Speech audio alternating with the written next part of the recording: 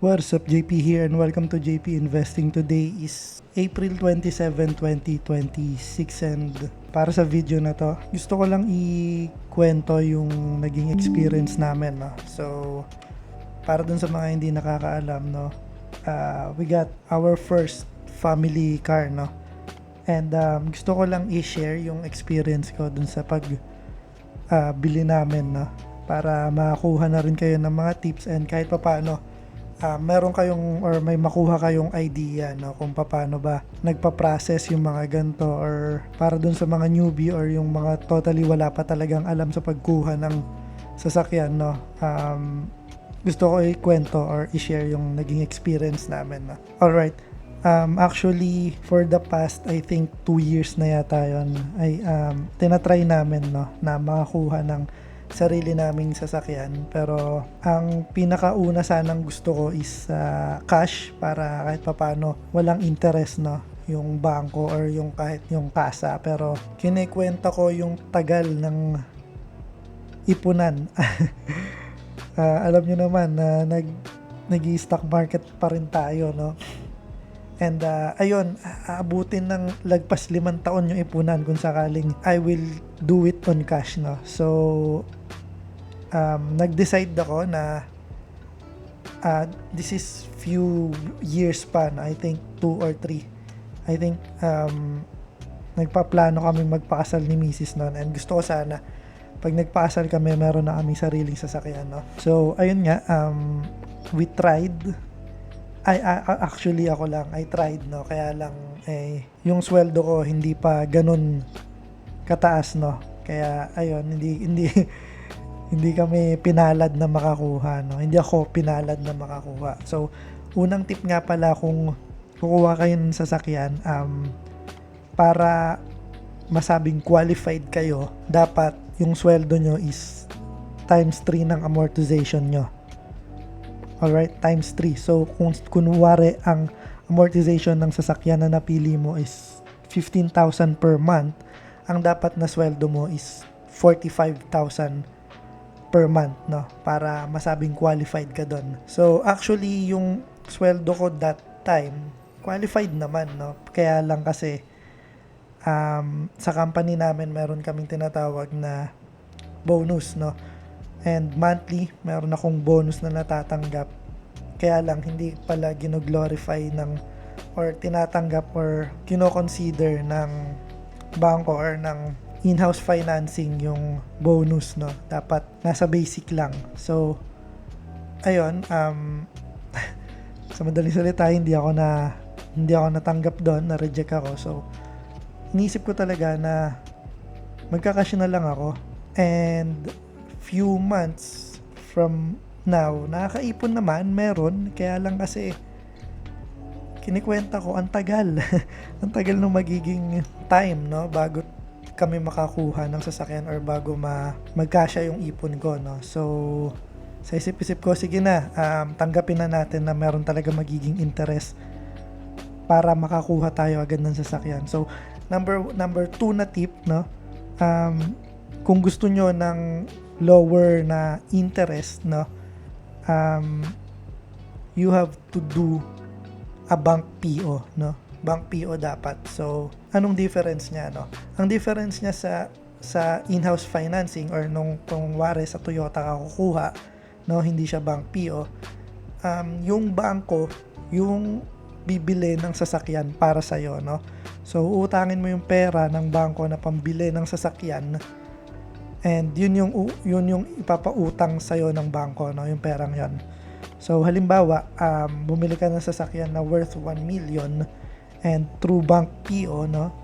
So, yung bangko ang bibili ng sasakyan and babayaran mo sa bangko yung 1 million na yun, no? Or kung magkano man yung presyo, no, ng sasakyan, no?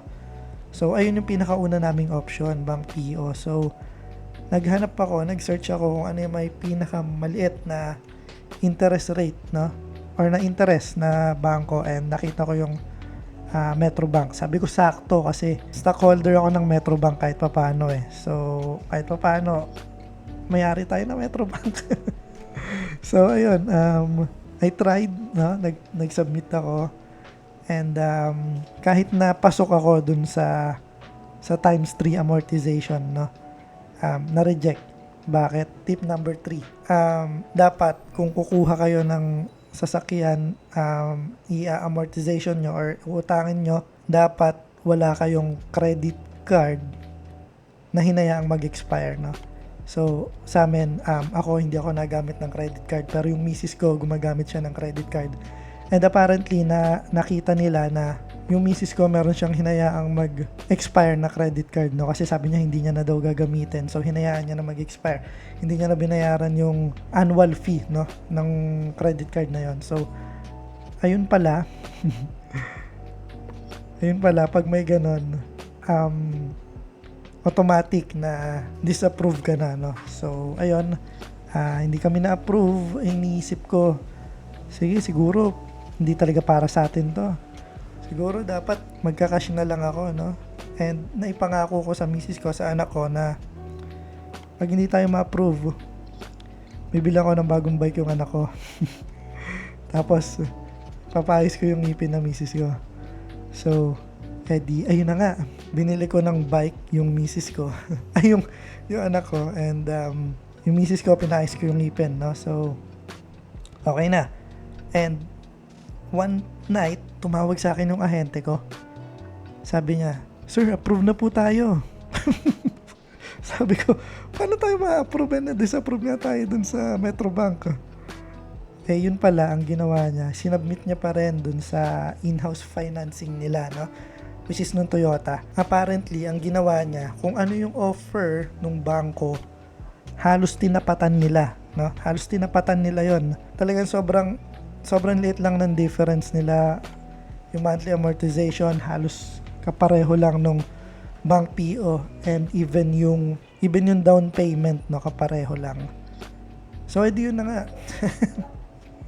Na-approve kami. So, ang ginawa ko noon, sa isip-isip ko, pambihira, na-approve kami, kaya lang, nagastos ko yung pera. May part ng pera na nagastos ko. So, sinabi ko sa ahente, kuha tayo, no? Kunin ko, pero hintayin mo akong makasweldo muna. So, nakasweldo na kami, no? Nakasweldo na, and eto, papunta na kami dun sa Toyota, no? Tip number 4, kung gusto nyong mapaaga or mapabilis kayo, agahan nyo yung pagpunta, no? Sa case namin, almost half day lang na-release na yung sasakyan. Sabi ng ahente namin, 8:30 punta na kayo dito.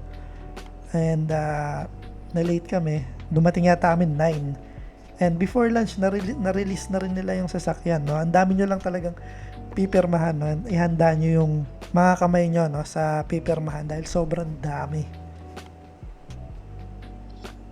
So, sa Toyota Dasmariñas nga pala kami na kumuha, no? Ito yung unit na pinili namin, no? Ang unit na pinili namin ay Toyota Raze, na Toyota Raze eCVT, na bakit? Dahil yun pa lang yung pasok sa budget namin, no? And ayoko rin magkumuha ng sasakyan na sobrang laki dahil hindi pa naman ganun kalaki yung pamilya namin, no? Dun sa mga nagsasabi na sana second hand na lang kinuha mo, galing na po ako ng second hand. May sasakyan po ako dati, sa akin lang nung binata pa ako, no? May second hand ako. Apparently, kahit na anong galing mo or kahit na anong dunong mo sa sasakyan, kung luma yung sasakyan mo, malamang sa malamang, every now and then magpapaayos ka. Hindi siya madali, no? Medyo masakit siya sa ulo. Kahit na marunong ka pa or magaling ka pa sa sasakyan, alalahanin pa rin siya, no? So, para sa akin, ang binibili mo pag brand new ka is yung peace of mind mo na kahit papano, secured yung sasakyan, wala kang iisipin na pwedeng masira by this time, pwedeng masira yung ganito, ganyan. Para sa akin, yun yung pinaka-advantage niya, no? So, ayun lamang na para sa video na to. Gusto ko lang share yung experience ko dun sa pagkuha ng sasakyan. And kung gusto nyo sa mga susunod na video ng ating investing journey is nandito na ako, and nandito na yung mukha ko. Okay, kung gusto nyo yun, comment nyo lang, and Ay lamang po, maraming salamat. Hanggang sa muli, JP out.